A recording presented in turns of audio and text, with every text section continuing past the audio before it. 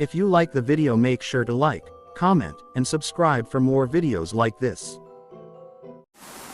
What is your reaction when you caught your SO cheating on you? Here's the scene. I race local autocross events with a close group of my good friends, being a team of sorts.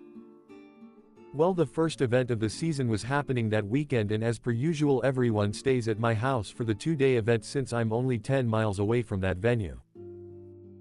My now ex-wife and I had been a little strained and whatnot for about the month prior, mostly her being distant and insisting she wanted space just to clear her mind. We had a newborn, so completely understandable. Anyways, we have her parents watch our daughter for the weekend and plan to just have a fun weekend with all of our friends to blow off steam. Well, the night before our test and tune, much drinking and fun was had by all. Things were generally fun. During the test and tune, my ex-wife continued with the whole distant thing and not being very talkative or interested in what was going on, mostly on her phone the whole time, and a couple times I couldn't find her when I needed her help with something. Later that night, everyone gets back to the house, I make food for everyone and finally get to take a shower. I get done with my shower and walk back down the hall of our house and notice the smoking room's light was on. In my head I thought, sweet, I shall partake. I opened the door to see my best friend and best man at my wedding getting a blow job from my now ex-wife. My reaction was just to say, oh, what the fuck. Slammed the door and went to my room and just sat down in shock. From what my friends said, my then buddy told everyone he had a family emergency and had to bail on the race and booked it out of there. He's a big dude, but he knows I have a bunch guns, so that's the only reason I can think of that he still to this day avoids me. My wife, now ex, didn't really say anything. Later on I learned they had been doing this behind my back for months, and when I filed for joint custody, my ex-best friend and ex-wife did everything in their power to try to keep me from seeing my daughter. There is a lot of backstory here, so bear with me. My first girlfriend since starting secondary school, also the first girlfriend I was ever sexually active with. We'd met up and decided to go to my place for a bit of romancing, and I thought hopefully to get lucky for the first time. So after a couple hours of awkward teenage foreplay, we get down to action, and because of the length of time it took to start, I was pushing rope. I start to thrust and grow inside her, when she starts to scream in pain. Both of us being brand new to this, we freaked out and I try to pull out. Now I'm a guy with girth and not length, so what had happened was I had gotten stuck inside her when I became erect. So any amount of pulling was making things worse for her. We had to lie there for 10 minutes not moving so I could finally go down and we could separate. She left rather quickly, but did confirm we were still dating. Skip forward to the next day at school, walk into the sixth form common room. She's there on top of some other guy sucking face in front of everyone, having told everyone we're through. So everyone is a bit confused when I start shouting at her about WTF she's doing on this guy's lap. This is when she shouts the line that made me a legend at my school. It's over. Your cock was too big and I've had to find someone smaller, you selfish prick. I kind of felt sorry for the guy she cheated on me with. She had just announced to everyone he had a small cock. But I wouldn't know if anyone laughed at him, as I just took off home for the rest of the week. I was 17 at the time. My daughter was 5 months old. Girlfriend was 16. She was going to her friend's house for the evening and said that she would catch a ride to church and meet us there in the morning. I get there and meet her friend and ask where my lady was. She has no idea, not even the slightest notion of what the fuck I'm talking about. So I call her and she tells me that instead she went to her uncle's house and that she wouldn't be able to get home for a couple of hours because her uncle was quite hungover. Not a big problem. I offer to pick her up, she says, no. Just like that, one word. Being the dummy that I was, I thought I'd do the chivalrous thing and go pick her up anyway. So I drive over to her uncle's place, about 20 minutes away, with our daughter in tow and head on in. It was kind of a party house, so it was never really locked. Walk into the house and nobody is there.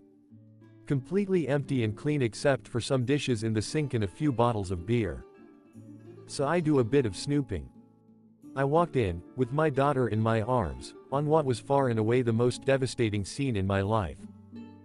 She was hanging over the back of the bed getting throat fucked by this monster of a man. I remember the look in her eyes when she saw me. I turned, walked out, put my daughter in her car seat and drove north for about 10 hours.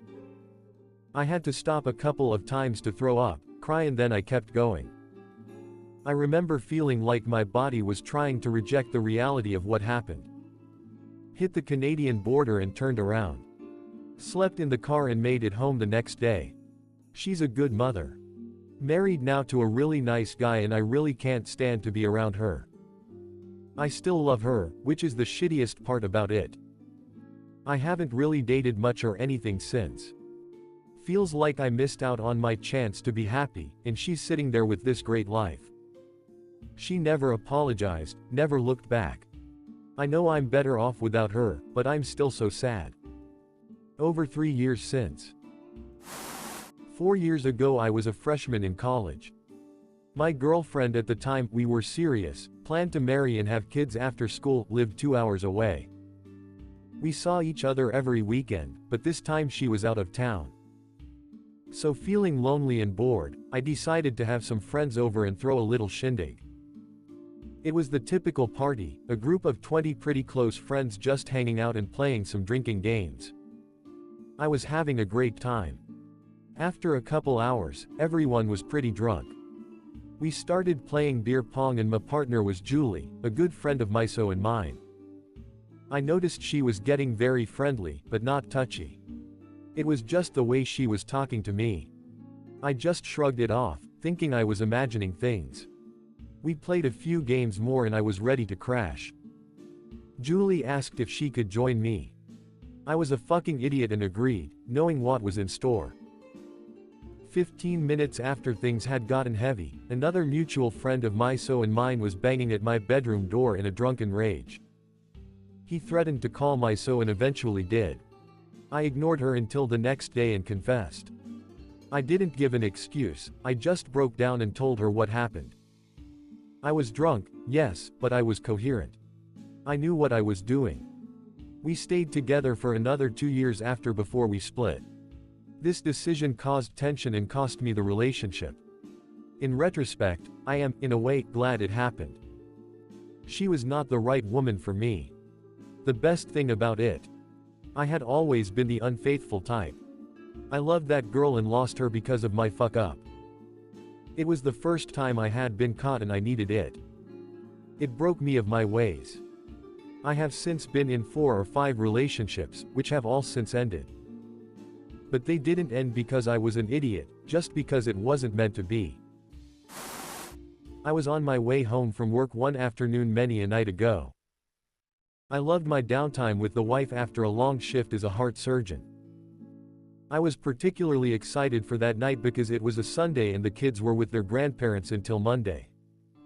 Walk into my home and greet the wife, all was well. Was I naive or what? But I'll get back to my naivety later.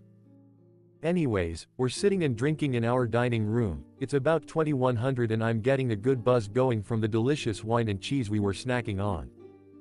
I suggested playing a game to pass the time. She says no. This is where it gets weird. I love board games. They're my lifeblood. I once finished a game of Axis and Allies in 5 hours, but anyways, it's weird because my wife knows better than to get in front of Dr. Gadzooks_Sean and his game boards. She was complaining that, you always win blah blah blah, why don't we play Chutes and Ladders? I am good at that game. Boom. Red flag. Fuck Chutes and Ladders, what am I, 18? Laugh it off and skip to the game closet where I proceed to scavenge through my library of good times to find what I'm looking for, and I find it. Twister, bitch, get to stretchin'. She sighs. She knows she can't win, and I know I can, all easy peasy like. I set the mat out flat and clear the room for what would be the heaviest game of Twister I have ever played. Ever. So I'm doing some basic stretches for my ripped biceps and rock hard hammas. Feelin' that good burn. Demand wife to do some Kegel exercises. Damn, she looks good Kegeling. Don't let her see my attraction to dat juicy ass, that would be a sign of weakness, and heart surgeons are anything but weak. Finish warming up and play a round of Rochambeau to see who is master spinner. She wins and smiles at me.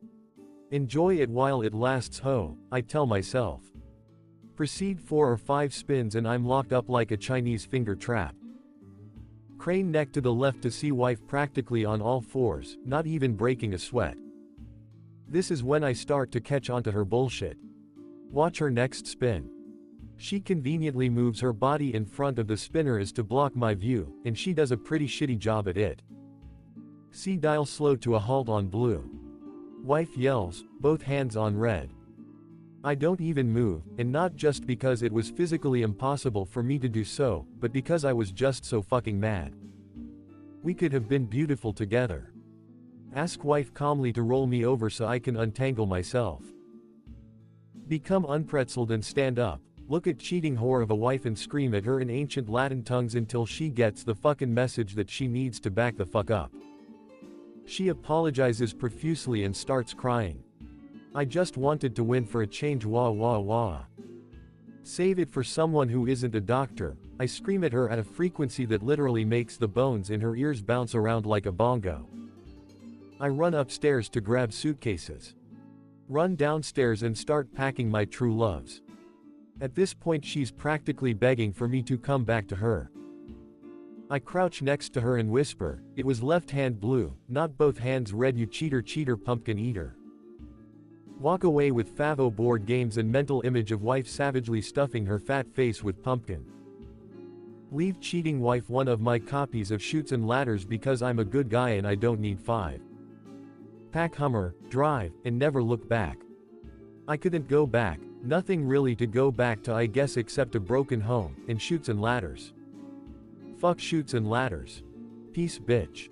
I caught you cheating red-handed. My story isn't technically cheating, but it's close enough.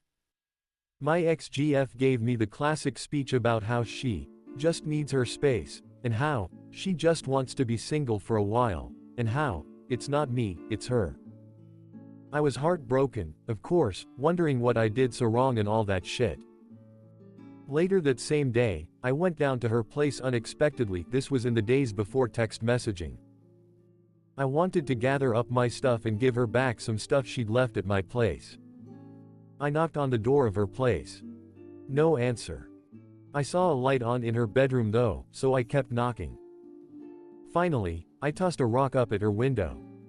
A minute later, she opens the window and leans out, naked, wrapped in a blanket. What do you want? She says. I'm busy. I just wanted my sweater, and the other stuff I left here. I call up to her. And then I hear a male voice behind her. Who's that? He says. She pretends she didn't hear him. Not me but my sister. My sister came home to find her, off and on, boyfriend of 4+ YRS in their bed with his best friend's GF. She rips the girl out of the bed, who runs away thankfully, and then proceeds punch to her boyfriend in the face. He falls to the floor trying to get away. She kicks him in the balls and keeps kicking until he pukes. For some context, this is not the first time he had tried to cheat on her. This was not a good relationship. During a fight he threw a handful of bullets at my parents' house while my sister and I were inside and had hit her at least once I know about.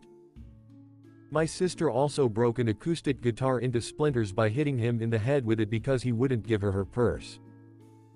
My sister is barely 5 feet 3 inches and a very slight build. Her ex-BF is over 6 inches and a very built, I'm estimating, 200 pounds.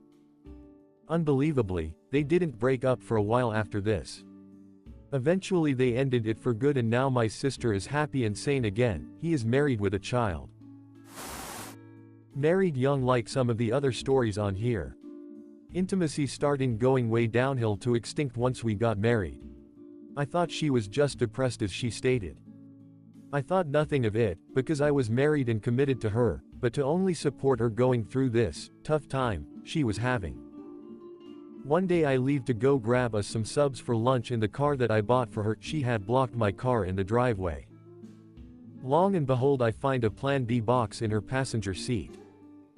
This was after the fact that we haven't had sex for nearly a year due to her depression. I calmly go back upstairs and ask her what this is and who is it. I narrowed it down quickly due to a recent and supposed, all girls only, birthday party for her best friend that two guys just happened to be allowed to go to after I was told I couldn't. She fessed up to who it was. I laughed at first, one of those "are you serious?" This guy moments then proceed to calmly tell her to pack her stuff, GTFO. The whole time separated she proceeded to put the blame on me or guilt trip me into taking her back. It only got worse from there, but I will just leave the story to stop here to keep it short, and in the middle, because it grows from both ends. Got divorced after a long battle that took nearly a year and $. Very happy with my life now. Currently going back to school for my bachelor's, lost 45 pounds and hopefully not stopping there, and met the girl of my dreams. Small backstory. GF is Canadian, but she is living in the US with her family almost illegally. It's a gray area, I suppose. Anywho, we meet our junior year in high school. Things went amazing till the end of senior year. She decides she's going back home to Calgary, Alberta, Canada for university. Okay, cool, sounds exciting. We get everything set up for her to enroll the next year. Then we start looking into technical institutes for me to enroll in so that we would not have to do the long distance thing. Went well enough, even took a week to travel up there from Southern California and check out the city and tour the campuses.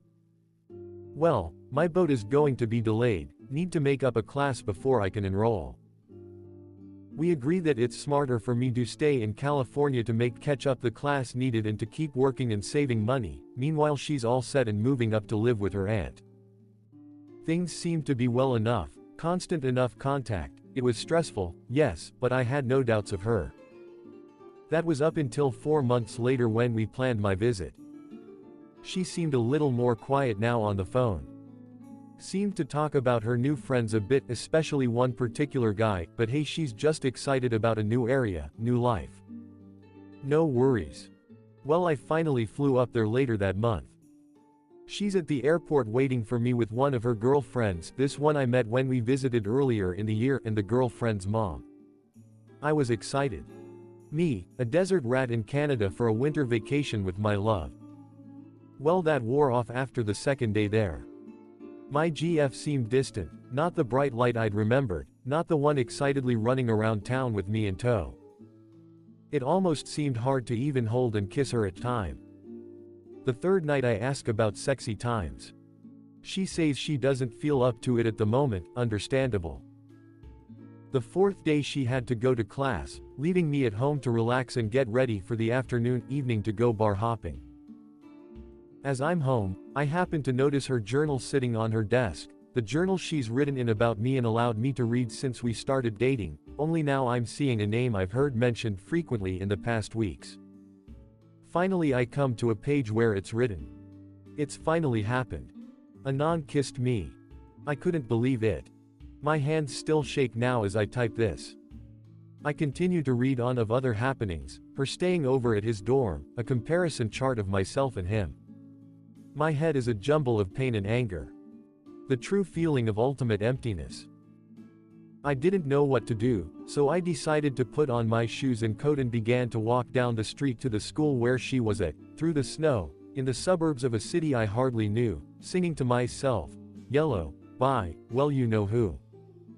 As I arrive on campus, I contemplate my next move. Having a plan, and then disregarding it, I call her, knowing she'll probably not answer since she's in class, yet she does. All I mutter is, "I know," the only words I can say without freaking myself out. I forget most of that conversation, but I told her I was on campus, to which she agreed to meet me ASAP. Here I am, the full 1,500 miles from home for nothing. Worst part was that my trip wasn't even over for another 3 days. There was a point when we were at a bar that we did argue a bit, but really, other than that everything went quite nicely. We shared a bed as we have, held hands, acted as not much happened, and for that I was truly happy for. Though I despise her for acts towards me, the fact remained that she was my best friend and the reason I was there in the first place.